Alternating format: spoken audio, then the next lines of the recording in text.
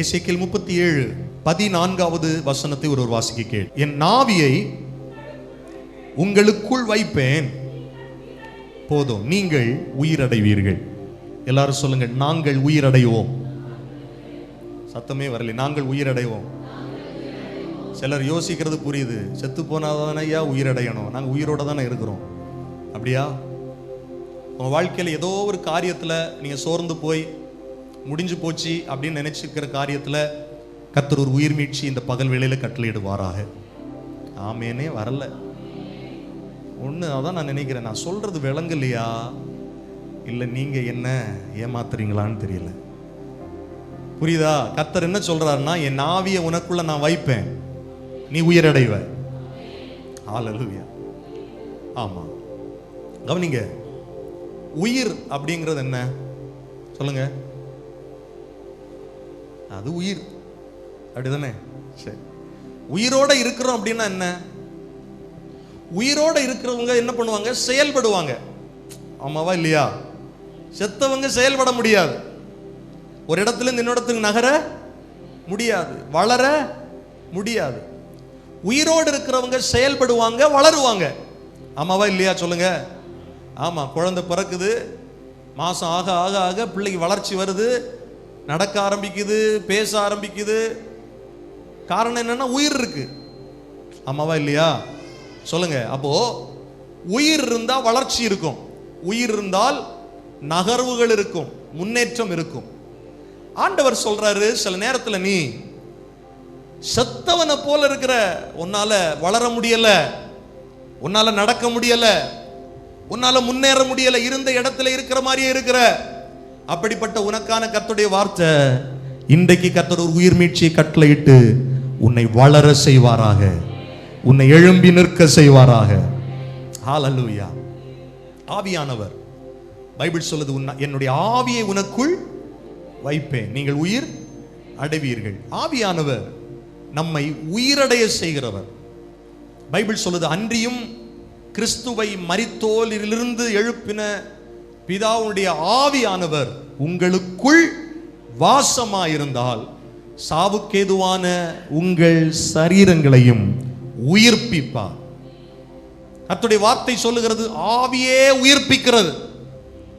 அப்போ ஆண்டவர் நம்மை உயிரடைய செய்கிறார். ஒரு கிறிஸ்தவனுடைய வாழ்க்கை, ஒரு கிறிஸ்தவன் உண்மையிலேயே லைவ்லியா அத உயிரோட இருக்கிறான் அப்படின்னா ஆவியானவரை பெற்று ஆவியானவரால் அவன் நடத்தப்படணும். ஒரு சபை உயிரோட்டம் உள்ள சபை அப்படின்னா அந்த சபைக்குள்ள ஆவியானுடைய செயல்பாடுகள் இருக்க வேண்டும். ஆவியானவர் தான் அந்த சபையை நடத்துகிறார். அந்த சபை தான் உயிரோட்டம் உள்ள சபை. ஆமென் சொல்லுங்க. நான் விசுவாசிக்கிற இந்த முட்டம் திருச்சபை உயிரோட்டம் உள்ள ஆவியானுடைய கிரியையை வெளிப்படுத்துகிற சபை. ஆமா, பலருக்கு இதுல சந்தோஷமே இல்லை. நீங்க பாஸ்டர் பேசுங்க, எங்களுக்கு இந்த சபைக்கு சம்பந்தமே இல்லாத மாதிரி சொல்றீங்க. நான் மறுபடியும் சொல்றேன், இந்த முட்டம் திருச்சபை ஆவியானவரால் நடத்தப்படுகிற சபை. ஆமா, இன்னும் கொஞ்சம் பேருக்கு சந்தேகம் தான், அப்படின்னா யாரு பிரதர்? ஆவியானவர் நாம் தூரம் பார்க்கலையேன்னு சொல்ற மாதிரி இருக்கு. ஆவியானவரை பெற்ற மனிதன், கிறிஸ்தவன், அவன் உயிரோட்டம் உள்ளவனா இருக்கிறான். ஆமென் சொல்லுங்கள். ஆமென். இன்னைக்கு ஒருவேளை நீங்க உலர்ந்து போய் நம்பிக்கை இழந்து உங்க வாழ்க்கையில நாங்கள் அறுப்புண்டு போகிறோம் என்று நிலையில நீங்கள் வந்திருக்கலாம். இந்த உயிர் மீட்சியை கர்த்தர் யாருக்கு கொடுத்தார் அப்படின்னா, நமக்கு தெரிந்த வேத பகுதி இது. உலர்ந்த எலும்புகளுக்கு கொடுத்தார். ட்ரை போன்ஸ் என்னதுக்கு கொடுத்தார்? உலர்ந்த, சத்தமா உலர்ந்த எலும்புகளுக்கு உயிரை கொடுத்தார். இந்த உலர்ந்த எலும்புகள் யார் என்று வசனம் சொல்லுகிறது. 11வது வசனத்துல, அப்பொழுது அவர் என்னை நோக்கி, மனுபுத்திரனே, இந்த எலும்புகள் யாரு? இஸ்ரவேல் ஜனங்கள். ஒரு காலத்துல ஆரோக்கியமா இருந்தவங்க, ஒரு காலத்துல சேனையா இருந்தவங்க, ஒரு காலத்துல ஆவியில அனலா இருந்தவங்க, அந்நிய பாஷைகளை பேசி கர்த்தரை உயர்த்தினாங்க, ஒரு காலத்துல மகிழ்ச்சியோடு கர்த்தரை ஆராதித்தவர்கள், ஒரு காலத்துல பரிசுத்தமாய் வாழ்ந்தவர்கள், ஒரு காலத்துல இவர்களை எதிர்க்க யாருமே இருக்க முடியாது. அப்படிப்பட்ட இஸ்ரவேல் வம்சத்தார் இவர்கள், தேவனுடைய பிள்ளைகள் இவர்கள், கிறிஸ்தவர்கள். ஆனா இன்றைக்கு என்ன சொல்றாங்க அப்படின்னா, இதோ அவர்கள், எங்கள் எலும்புகள் என்னவாயிருச்சு? உலர்ந்து போயிற்று என்று சொல்லுகிறார்கள். இந்த வார்த்தைகளை கவனிக்கிற தேவ பிள்ளைகளே, ஒரு காலத்துல நீங்கள் நினைக்கலாம், நாங்களும் செழிப்பா இருந்தோம், ஆசீர்வாதமா இருந்தோம், நல்ல வீடு வாசல், நல்ல வசதி வாய்ப்புகளோடு, நல்ல பணத்தோட, நல்ல வருமானத்தோட, நல்ல பிள்ளைகளுடைய செல்வங்களோட எங்க குடும்பத்தை பார்த்தாலே மற்றவர்கள் பொறாமைப்படுகிற அளவுல நாங்களும் ஆரோக்கியமாய் உபதேசத்திலும் சபை ஐக்கியத்திலும் வளர்ச்சியிலும் கர்த்தருடைய வார்த்தையிலும் அபிஷேகத்திலும் ஜபத்திலும் துதியிலும் ஆராதனையிலும் நாங்களும் மகிழ்ச்சியோடு இருந்தோம். ஆனா இப்ப பழையது மாதிரி இல்ல பிரதர், நாங்கள் உலர்ந்து போய்விட்டோம். எங்கள் வாழ்க்கையில பைபிள் சொல்லுகிறது, அந்த எலும்புகள் என்ன சொல்லுகிறது? எங்கள் நம்பிக்கை அற்று போனது. இந்த இடத்துல எத்தனை பேர் நம்பிக்கை இழந்து வந்திருக்கிறீர்கள்? நம்பிக்கை அற்று வந்திருக்கிறீர்கள். ஆபிரகாமை குறித்து பைபிள் சொல்லுகிறது, அவன் நம்புவதற்கு ஏதுவில்லாமல் இருந்தும், எதை நம்புவதற்கு ஏதுவில்லாமல் இருந்தான்? தனக்கு ஒரு பிள்ளை பிறக்கும் என்கிற நம்பிக்கை அவனுக்கு இல்லை. சாராளுடைய கர்ப்பத்தில் ஒரு பிள்ளை பிறக்கும் என்ற நம்பிக்கை அவனுக்கு இல்லை. நம்பிக்கை அற்று போனது. ஒருவேளை இந்த சத்தத்தை கவனிக்கிற தேவ பிள்ளைகளே, உங்கள் குடும்பத்தில் ஒரு ஆசீர்வாதத்திற்காய் காத்திருந்து காத்திருந்து வருஷங்கள் ஆக ஆக ஆக ஒருவேளை இந்த சத்தத்தை கவனிக்கிற நீங்கள் நம்பிக்கை இழந்து வந்திருக்கலாம். இனிமேல் என்னுடைய வாழ்க்கையில ஒரு துளிர் விடுவதற்கு வாய்ப்பே இல்லை, பிசினஸ் நடப்பதற்கு வாய்ப்பில்லை, தொழில் ஆசீர்வதிக்கப்படுவதற்கு வாய்ப்பில்லை, நம் ஓட்டுகள் எல்லாம் இழந்திருக்கிறேன், வருமானத்தை இழந்திருக்கிறேன், இருந்த வேலையை இழந்திருக்கிறேன், படிப்பை இழந்திருக்கிறேன். நம்பிக்கை அற்ற நிலையில் இந்த சத்தம் உங்கள் காதுகளிலே தொனித்துக் கொண்டிருக்குமானால், உங்களுக்கான தேவ செய்தியை நீங்கள் கேட்டுக்கொண்டிருக்கிறீர்கள். நிச்சயமாய் ஒரு உயிர் மீட்சியை இந்த பகல் வேளையிலே கர்த்தர் கட்டளையிடுகிறார். ஆமென். கை தட்டினவர்களுக்காய் கர்த்தருக்கு ஸ்தோத்திரம். கர்த்தரை நீங்க மகிமைப்படுத்துறதற்காய் ஸ்தோத்திரம். இந்த வார்த்தையை நீங்க ரிசீவ் பண்ணிட்டு இருக்கிறீங்கன்னு நான் விசுவாசிக்கிறேன். ஹalleluya. அவங்க என்ன சொல்றாங்க? நாங்கள் அறுப்புண்டு போகிறோம். அப்படின்னா என்னன்னா, இனிமேல் ஒரு கிளை, ஒரு மரத்திலிருந்து ஒரு கிளை அறுக்கப்பட்டது என்றால் அதுல ஜீவன் இல்லை. அதை திரும்ப ஒட்ட வைப்பது சாத்தியம் ரொம்ப கம்மி. அப்படி சொல்றாங்க, நாங்க வெட்டப்பட்டு விட்டோம், நாங்கள் அறுப்புண்டு போகிறோம், இனி எங்க வாழ்க்கையில லைஃபே இல்லை, ஜீவனே இல்லை, உயிரே வராது. அப்படி இருந்த இந்த சூழ்நிலையில் மத்தியில் தான் கர்த்தர் சொல்லுகிறார், என் ஜீவனை, என்னுடைய ஆவியை உங்களுக்குள் வைப்பேன், நீங்கள் உயிரடைவீர்கள். ஹalleluya.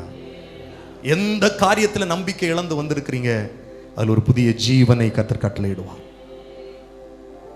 பைபிள் தெளிவாய் சொல்லுகிறது, சாராளுடைய கர்ப்பம் செத்து போனது. செத்து போன கர்ப்பம்னா என்ன?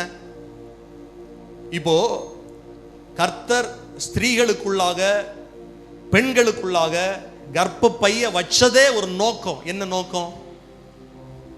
ஆண்கள் ஸ்கேன் பண்ணி பார்த்தாலும் கிடைக்காது, அது இருக்காது, பெண்களுக்கு மட்டும்தான் இருக்கும். என்ன நோக்கத்துக்காய் அதை வைத்திருக்கிறார் அப்படின்னா, பிள்ளைகளை பெற்றெடுப்பதற்காக. அப்ப சாராளுடைய கர்ப்பம் செத்து போனது அப்படின்னா, இனி அதுக்குள்ள ஒரு ஜீவன் வளர்வதற்கு வாய்ப்பே இல்லை. சாராள் சொல்றாங்க, வயதான எங்களுக்கு இனிமேல் ஒரு இன்பம் உண்டாகுமா? வாய்ப்பே இல்லை, நம்பிக்கையே இல்லை, இனி இது நடக்குங்கிற சாத்தியமே இல்லை. நம்ம திரும்ப திரும்ப ஆண்டுடைய வார்த்தையை கேட்டுக்கிட்டே இருக்கிறோம், விசுவாச வார்த்தைகளை கேட்டுட்டே இருக்கிறோம், ஆண்டுடைய அற்புதங்களை தியானிச்சுக்கிட்டே இருக்கிறோம். ஆனாலும் பல நேரங்களில் நம்முடைய தனிப்பட்ட வாழ்வுகளில் விசுவாசம் இன்னும் குறைவா இருக்கிறது. சாராளை போல சாராள் நகைத்தாள். ஆண்டவர் பலப்படுத்தினதுக்கு பிறகு சாராளுடைய வார்த்தை, சாராளை குறித்து பைபிள் சொல்லுது, அவ கர்ப்பம் தரிக்கிறதற்கு பலன் அடைந்தாள். எதனால? மெடிசின் சாப்பிட்டுல, விசுவாசத்தினால். கர்த்தர் சொன்ன வார்த்தைக்கு மேல வச்ச விசுவாசம் அவளுடைய செத்து போன கர்ப்பத்துக்கு உள்ள ஒரு ஜீவனை அனுப்பினது, வாக்கு தத்தத்தை நிறைவேற பண்ணினது. எத்தனை பேருக்கு நான் சொல்றது விளங்குது? அல்லேலூயா. இந்த இஸ்ரவேல் வம்சத்தார் சொல்லுகிறார்கள், எங்களுக்கு நம்பிக்கை இல்லை, எங்கள் எலும்புகள் உலர்ந்து போயிற்று, நம்பிக்கை அற்று போயிற்று, நாங்கள் அறுப்புண்டு போகிறோம். அப்படி சொன்ன இஸ்ரவேல் ஜனங்களுடைய வாழ்க்கையில கர்த்தர் ஒரு உயிர் மீட்சியை கட்டளையிட்டார். கவனிங்கள், இது எந்த இடத்துல எந்த சூழல்ல நடக்கிறது? வார்த்தைகளை கவனிக்கிற தேவ பிள்ளைகளே, 37வது அதிகாரம் எசேக்கியேல் 37 1வது வசனத்துல கர்த்தருடைய கை என் மேல் அமர்ந்து என்று யார் சொல்றா? எசேக்கியேல் சொல்லுகிறார். அல்லேலூயா. யாருடைய கை எசேக்கியேல் மேல வந்துருச்சு? கர்த்தருடைய கரம். இந்த பகல் வேளையில இந்த வார்த்தைகளை கவனிக்கிற தேவ பிள்ளையே, கர்த்தருடைய கரம் நம்மேல் அமருவதாக. எத்தனை பேர் சொல்லுவீர்கள்? ஆமென். ஆசீர்வதிக்கிற கரம், உருவாக்குகிற கரம், வல்லமையான கரம், வழி நடத்துகிற கரம், தடைகளை உடைக்கிற கரம். ஆமென். அவருடைய கரம் நம்மை நடத்துகிறது. நெகேமியா சொல்லும்போது சொல்லுகிறார், கர்த்தருடைய தயவுள்ள கரம் என் மேல் எப்படி இருந்தது? நன்மையாகவே இருந்தது. எத்தனை பேர் விசுவாசிக்கிறீங்க? தேவனுடைய தயவுள்ள கரம் என் வாழ்க்கையில், என் குடும்பத்தில் நன்மையாகவே இருக்கிறது. ஹல்லேலூயா. ஆமா, ஒரு சிலருடைய இருதயத்துக்குள்ள இந்த வார்த்தை போயிட்டே இருக்கிற நான் நம்புறேன். அவங்கள தெரியாம கை தட்டுறாங்க பாருங்க, கர்த்தர் உயர்த்துறாங்க பாருங்க. ஹல்லேலூயா. அப்போ எசேக்கியேலுக்கு மேல தேவ கரம் அமர்ந்து அவனை ஆவிக்குள்ளாக மாற்றினது. அப்ப கர்த்தருடைய கரம் நம்மளை எப்படி மாற்றுதுன்னா ஆவிக்குள்ளாக மாற்றுகிறது. எத்தனை பேர் அதை விரும்புறீங்க? கர்த்தரை ஆவிக்குள்ளா மாற்றணும். மாம்சத்துல தான் இருக்கிறோம். எசேக்கியேல் மாம்சத்துல தான் இருந்தார். ஆனா அந்த எசேக்கியேலை கர்த்தர் ஆவிக்குள்ளாக மாற்றினார். அப்படின்னா என்ன அர்த்தம்? அப்படின்னா ஆண்டவர் இன்னொரு நிலையில் அவனுக்கு வெளிப்பாடுகளை கொடுக்க, அவனுடைய வாழ்க்கையை ஆசீர்வதிக்க, அவன் உலகத்தில் இருந்தாலும் பரலோக தரிசனங்களை பெறுவதற்காக, பரலோக திட்டங்களை அறிந்து கொள்வதற்காக அவனை ஆவிக்குள்ளாக மாற்றினார். நம்ம எல்லாரும் இந்த உலகத்துல தான் வாழ்றோம்.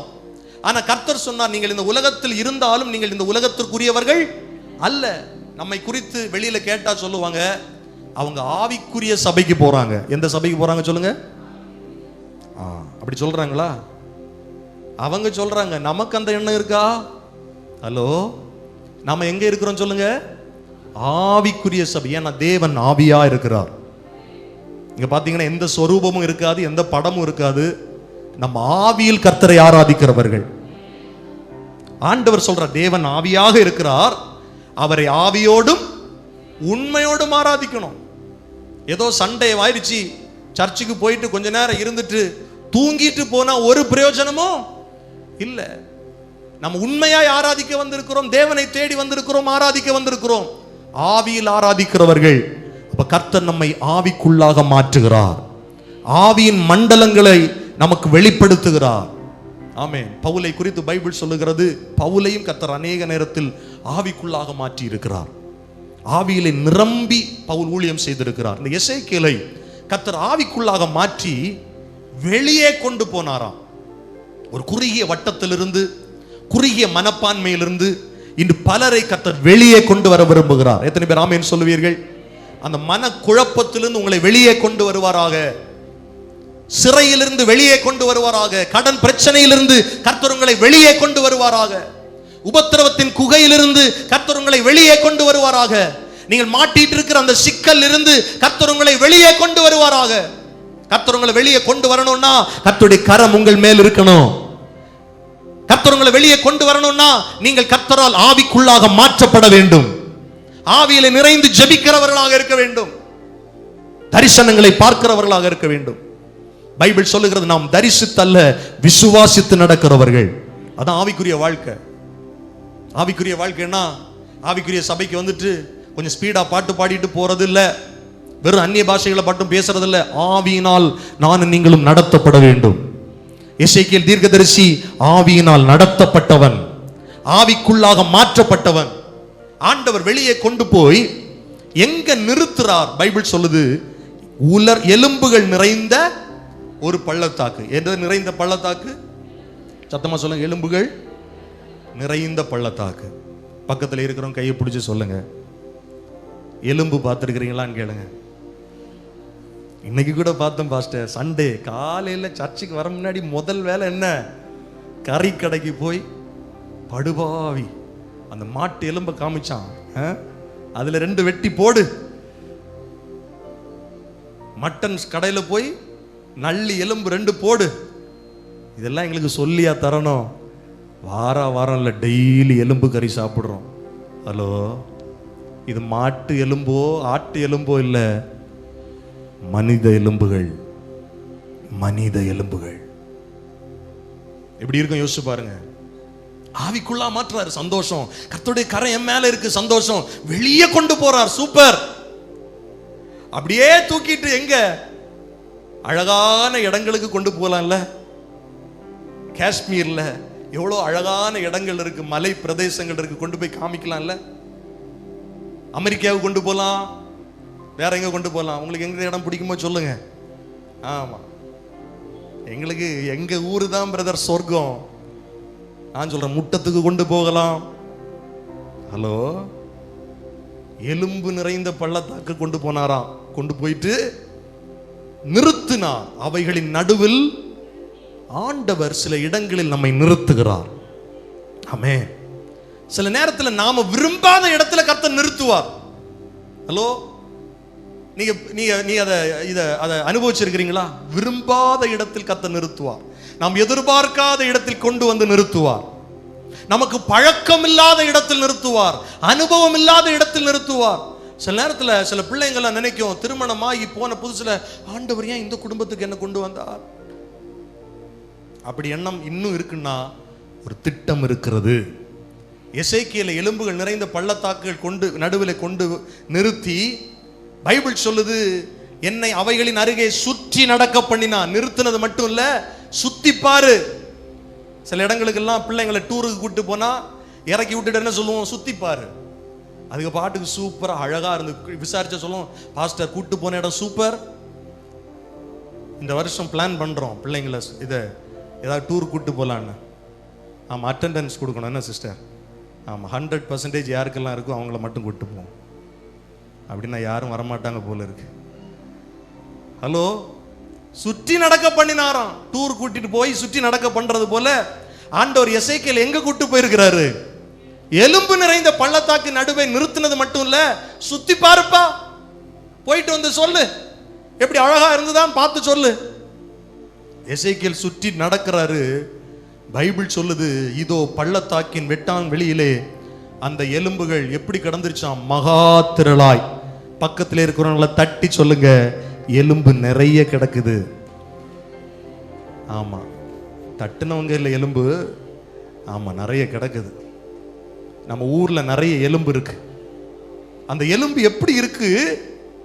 மகா திரளாய் கிடந்து அவைகள் மிகவும் சத்தமா மிகவும் ட்ரை போன்ஸ்.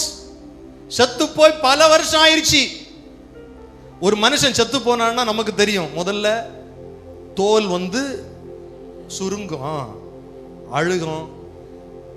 அப்புறம் அந்த என்ன சொல்றது, மேல இருக்கிற திசுக்கள் எல்லாம் அழுகி நாற்றம் எடுத்து அதெல்லாம் போய் கடைசியில ரொம்ப நாள் கழிச்சு தான் என்ன தெரியும்? எலும்பு தெரியும். அந்த எலும்பு உலர்ந்து போச்சுன்னா பல வருடங்கள் ஆகி இருக்கிறது. பக்கத்துல இருக்கும் கையை பிடிச்சி சொல்லுங்க, எத்தனை வருஷம் ஆச்சு? கேட்க மாட்டீங்களே. ஆமாம், நாங்க உங்களை பத்தி சொல்லல, வசனம் சொல்லுது. இஸ்ரவேல் வம்சத்தாரை பத்தி சொல்லுது, முட்டம் சபையை பத்தி சொல்லல. இஸ்ரவேல் வம்சத்தார் அவங்க வேணும்னா இருக்கலாம் பிரதர். நாங்க எப்படி இருக்கோம் தெரியுமா? பச்சை பசேன்னு இருக்கிறோம். கர்த்தருக்கு ஸ்தோத்திரம். ஆமென். சில இடங்களில் கர்த்தர் நம்மை நிறுத்துகிறார், நடக்க பண்ணுகிறார். ஒண்ணுமே இருக்க. நாகர்கோயில்ல நாங்கள் ஊழியத்துக்கு போகும்போது எத்தனை ஆத்துமாக்கள் நிறைந்த சபை தெரியுமா அது? சில நாட்கள் மழை பெஞ்சு போனா ஒருத்தர் இருக்க மாட்டாங்க, காலி சேர் மட்டும்தான் இருக்கும். நாங்க ஒரு நாள் கூட ஆள் வரலன்னு சொல்லிட்டு திரும்ப போனது கிடையாது. உள்ள இருந்த அனுபவம் தான். கேள்வி வந்திருக்கு, ஆயிரக்கணக்கான ஜனங்கள் முன்னால ஊழியம் செஞ்சுட்டு ஆண்டவர் ஏன் என்னை அங்க கொண்டு போனார்? இந்த முட்டம் சர்ச்சுக்கு நாங்க வரும்போது மொத்த ஜனங்கள் எத்தனை பேர் தெரியுமா? 13 பேர், பிள்ளைகளோட சேர்த்து. ஆண்டவர் ஏன் அந்த அனுபவத்திலிருந்து என்ன வெளியே கொண்டு வந்து இங்க நிறுத்தினார்? இந்த பகுதியை பத்தி தெரியாது, ஊரை பத்தி தெரியாது, ஜனங்களை பத்தி தெரியாது. ஏன் இந்த உலர்ந்த அனுபவத்தில் நிறுத்துறார்? என்ன ஒரு செழிப்பான இடத்துக்கு கொண்டு போயிருக்கலாமே. இவ்வளவு நாள் ஒரு பெரிய சர்ச்சில் தானே ஆராதனை பண்ணிக்கிட்டு இருந்தோம், பெரிய சர்ச்சில் தானே ஊழியம் செஞ்சுக்கிட்டு இருந்தோம், ஏன் என்ன வெளியே கொண்டு வருகிறார்? என்ன ஏன் இந்த இடத்துல நிறுத்துறார்? யோசிச்சு பாருங்க. உலர்ந்த இடத்துல தான் அபிஷேகம் பண்ணப்பட்டவனுக்கு ஊழியமே இருக்கு. விளங்குதா நான் சொல்றது உங்களுக்கு? உங்களை ஒரு உலர்ந்த இடத்துல கர்த்தர் வச்சிருக்கிறார் அப்படின்னா அந்த இடத்துல ஒரு உயிர் மீட்சியை உங்கள் மூலமாய் தரத்தான், உங்கள் மூலமாய் கொண்டு வரத்தான். ஹல்லேலூயா. இன்னொரு சர்ச்சுக்கு போறவங்களை நாங்க ஒரு நாளும் போய் கூட்டதே கிடையாது. இங்க இருக்கிறவங்க நீங்க சொல்ல முடியுமா? ஒரு சர்ச்சுக்கு நீங்க போயிட்டு இருக்கிறீங்கன்னா அங்கேயே போயிருங்க. சபைகளுக்கு செல்லாதவர்களை போய் சந்தித்தோம். ஏற்கனவே இந்த சபைக்கு வந்து வராமல் இருந்தவர்களை போய் சந்தித்தோம். கர்த்தர் இன்றைக்கு திரளான ஜனங்களை கொண்டு வந்திருக்கிறார். கர்த்தருடைய கிருபை. எங்க திறமை இல்லை, எங்க தாளம் இல்லை, தேவ கிருபை. இன்னைக்கு நாகர்கோவில் சபையிலையும் சீரோல இருந்து ஆரம்பிச்சோம். இன்றைக்கு அங்கேயும் நூற்றுக்கணக்கான ஜனங்களை கர்த்தர் கொடுத்திருக்கிறார். தேவனுடைய நாமம் மகிமைப்படுகிறது. ஆமென் சொல்லுங்கள். ஆண்டவர் நம்மளை ஒரு இடத்துக்கு கொண்டு போறார் அப்படின்னா ஒரு திட்டம் இருக்கிறது, ஒரு சித்தம் இருக்கிறது. உங்களை ஒரு இடத்துல வச்சிருக்கிறார், ஒரு குடும்பத்துல வச்சிருக்கிறார், ஒரு வீட்டுல வச்சிருக்கிறாருன்னா தேவ திட்டம் அதில் இருக்கிறது, தேவ சித்தம் அதில் இருக்கிறது. உங்களை கொண்டு எசேக்கியேலே உன்னை கொண்டு இந்த இடத்துல ஒரு பெரிய காரியத்தை செய்ய போற, சுற்றி நடக்க பண்ணுகிறார், சுற்றி பார்க்க வைக்கிறார். எங்க பார்த்தாலும் உலர்ந்த அனுபவத்தை போலத்தான் இருக்கலாம், ஆனால் நம்மை நிறுத்தினவர், நம்மை நடக்க பண்ணுகிறவர், நம்மை பார்க்க வைக்கிறவர், உலர்ந்த எலும்புகளுக்குள்ளும் ஜீவனை தர வல்லமை உள்ளவர் என்பதை நீங்கள் மறந்து போகவே கூடாது. ஒருவேளை நீங்க இருக்கிற இடம் இந்த மாதிரி சூழ்நிலையா இருக்கலாம். எங்க பார்த்தாலும் இழப்பு பிரதர், ஒரு நம்பிக்கையே இல்லை, நான் மட்டும் அப்படி இருக்கிறேன், என்ன சுற்றிலும் இருக்கிறவங்களும் அப்படிதான் இருக்கிறாங்க. யோசிச்சுட்டு இருக்கலாம். கர்த்தர் மாற்றங்களை தருவார். இயேசுவால் மாற்றங்களை கொண்டு வர முடியும். ஆமென் சொல்லுங்கள். பைபிள் சொல்லுகிறது, கவனியுங்கள். அப்பொழுது 3வது வசனம், அவர் என்னை நோக்கி மனுபுத்திரனே இந்த எலும்புகள் உயிரடையுமா என்று கேட்டார். அதற்கு நான், கர்த்தராகிய ஆண்டவரே தேவரீர் அதை. இப்போ எசேக்கியேல் இடத்துல நம்மளை நிறுத்தி பார்க்கணும். பைபிளை படிக்கும்போது அப்படி படிச்சு பார்க்கணும். இப்ப என்ன ஆண்டவர் ஒரு எலும்பு நிறைஞ்ச பள்ளத்தாக்குல கொண்டு நிறுத்துறாரு, சுற்றி நடக்க பண்றாரு. என்கிட்ட ஒரு கேள்வி கேட்கிறாரு, என் பேரை சொல்லி ஒரு கேள்வி கேட்கிறாருன்னு வச்சுக்கோங்களேன். இந்த எலும்புகள் உயிரடையுமா? இப்ப அதுல உங்களை போட்டு பாருங்க. உங்ககிட்ட ஒரு கேள்வி கேட்கிறார். உங்க சிச்சுவேஷன் சொல்லிட்டேன், நிறைய எலும்பு கிடக்குது, உலர்ந்து போய் கிடக்குது. உங்ககிட்ட கர்த்தர் இந்த கேள்வியை கேட்டா நீங்க என்ன சொல்லுவீங்க? ஆமாண்டவரே உயிர. இப்ப வேணும்னா சொல்லலாம், ஏன்னா இதெல்லாம் நம்ம வாசிச்சிருக்கிறோம் இல்ல, கர்த்தரை பத்தி தெரியும்ல நமக்கு. எசேக்கியேல்ட்ட கேட்ட உடனே எசேக்கியேலுடைய பதில் எப்படி இருந்துச்சுன்னா ரொம்ப கிளவரான பதில், பிராக்டிக்கலா சொல்றாரு. ஆமாண்டவரே உயிர் அடையும் அப்படி சொல்லல. அவர் என்ன சொல்றாருன்னா, கர்த்தராகிய ஆண்டவரே தேவரீர் அதை அறிவீர். இதைதான் நாம சொல்லணும். என்னன்னா, ஆண்டவரே இந்த இடத்துக்கு நீர் என்னை என்ன கொண்டு வந்திருக்கிறீர் எங்களுக்கு தெரியாது. நாங்க எங்க ஊழியத்துக்கு வந்தபோது அதை தான் சொன்னோம், எங்களுக்கு தெரியாது ஆண்டவரே. நாகர்கோயிலுக்கு கர்த்தர் எங்களை கொண்டு போகும்போது அப்படிதான் சொன்னோம், எங்களுக்கு தெரியாது ஆண்டவரே. எங்களை வச்சு நீங்க என்ன செய்ய போறீரோ அது உங்களுக்கு மட்டும்தான் தெரியும்.